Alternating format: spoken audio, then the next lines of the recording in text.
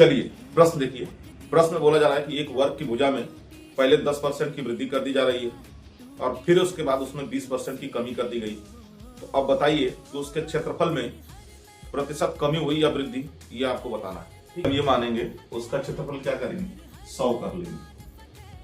ठीक, सबसे पहले हम मान लेते हैं कि उसका क्षेत्रफल क्या है, 100 है। अब वर्ग का क्षेत्रफल होता क्या है, वर्ग का क्षेत्रफल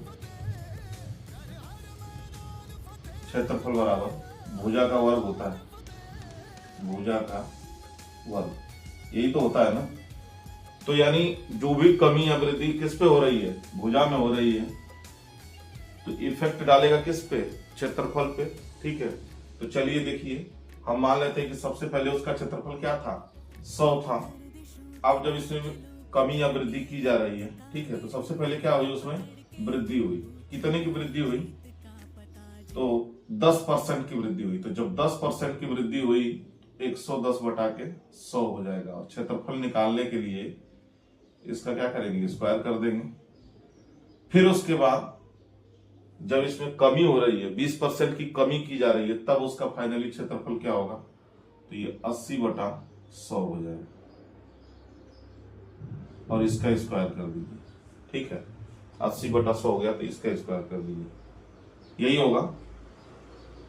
ये 0 से 0 कट जाएगा, ये 0 से 0 कट जाएगा, यानी 100 गुणे 11 बटा 10 गुणे 11 बटा 10 गुणे 8 बटा 10 गुणे 8 बटा 10। ठीक, ये 2 10 इस 100 से खत्म, 11 बटे 88 और 11 बटे 88।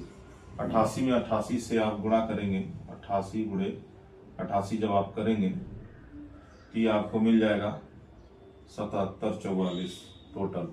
ठीक है, और 7744 जब आपको मिल गया, इसमें आप 100 से भाग दे देंगे तो क्या हो जाएगा, 77.44 हो जाएगा। ठीक है, 77.44।